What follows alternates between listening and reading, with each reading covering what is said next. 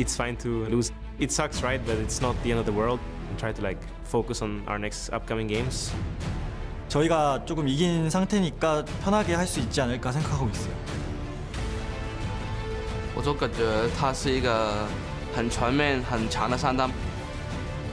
我会尽出全力的打吧，就怎么赢他就不好说，就尽全力吧。I've seen a lot of people say, "Oh, your group is going to be easy." To me, I see it as 3 teams that can beat us at any given day. 对了，就非常兴奋，因为这边的观众都非常热情，不管是有名气还是没有名气的队伍，他们都会为你的精彩操作去呐喊嘛。Oh God! Just walks in. Kobe taking so much damage.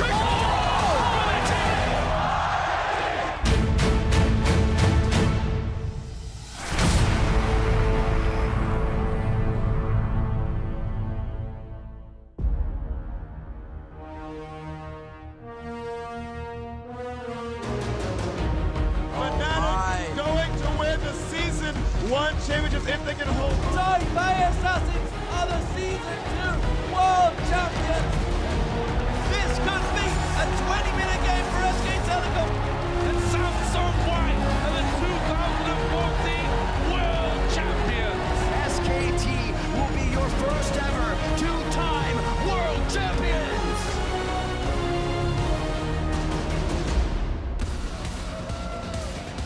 Good evening, ladies and gentlemen, and welcome to Day 3 of the 2016 League of Legends World Championship. With 2 days and 12 matches into the books, we're just getting started as our competitors fight to be one of the 8 teams that will advance to the quarterfinals.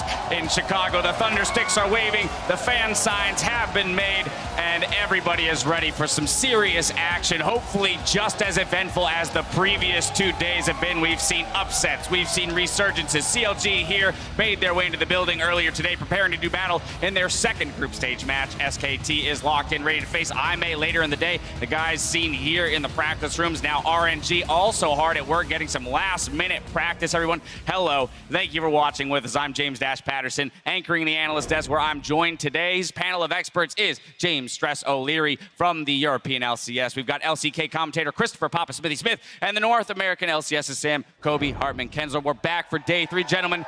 The crowd is hyped. Are you hyped? Is the energy still flowing through your veins? Oh, yes. Very much so, James. All right, well, let's get right into it. Yesterday, we got our first look at the 4 teams in Group B, meaning all 16 squads have been on stage at least once so far. And with that in mind, I want to ask you guys what has stood out so far in our first 2 days of play. I mean, the big story, Day 2, was all about the expected favorites, the strong teams coming in and really performing. Day 1 was about the upsets. The Brazilian team took out the first seed from China. That was the big upset. Did that set the tone for Day 2? No, but we already know now everything's possible. Very much so, and of course, then we have to look at the LPL making some moves yesterday with EDG picking up their first win after a disappointing Day 1, Stress. Exactly, we had a bit of a bounce back, although a lot of the casters were talking about it's a little bit more like a wet tennis ball than actually a bounce back, but nevertheless, EDG picked themselves up a win on the board. But the real team from China that we have to focus on their performance from yesterday was RNG. Perhaps one of the most dominating games we've seen at a Worlds ever, with the amount they just ran over Splice.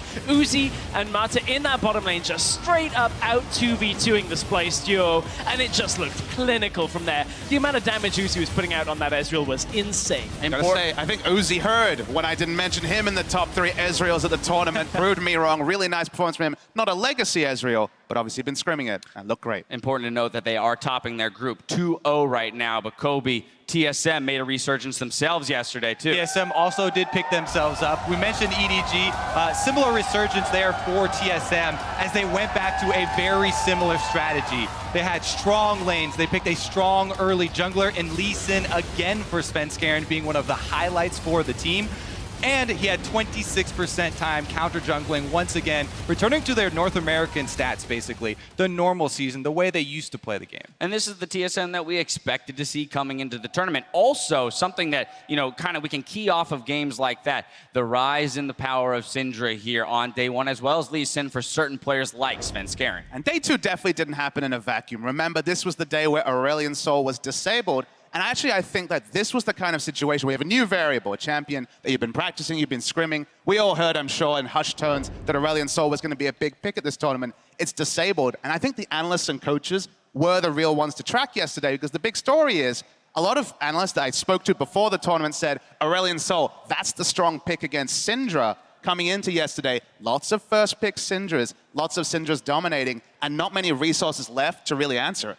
Yeah, the pick ban has become increasingly important. With the caliber of the teams here, all it takes is a strong matchup and then maybe one mistake from the enemy team for these teams to identify what their strong point is and play off of that. It's so much stronger for you to play off of a winning lane than try and cover a weakness right now. We've actually seen this with SKT, right?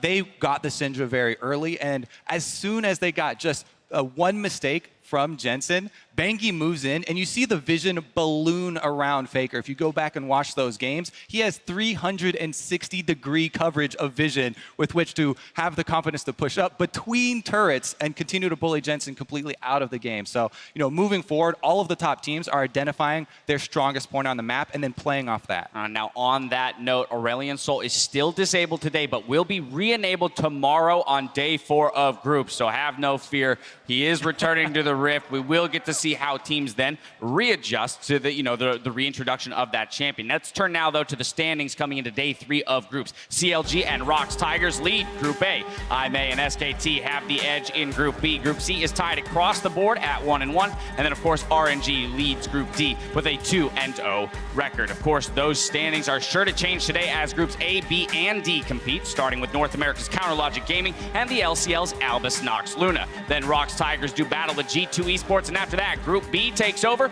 with the LMS's Flash Wolves versus North America's Cloud9.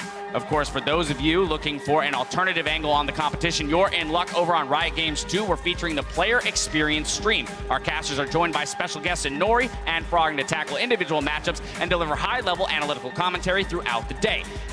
Each matchup, has a new focus with questions from fans answered live on air. It's time to get into the action, so let's send it over to the casters for Game 1.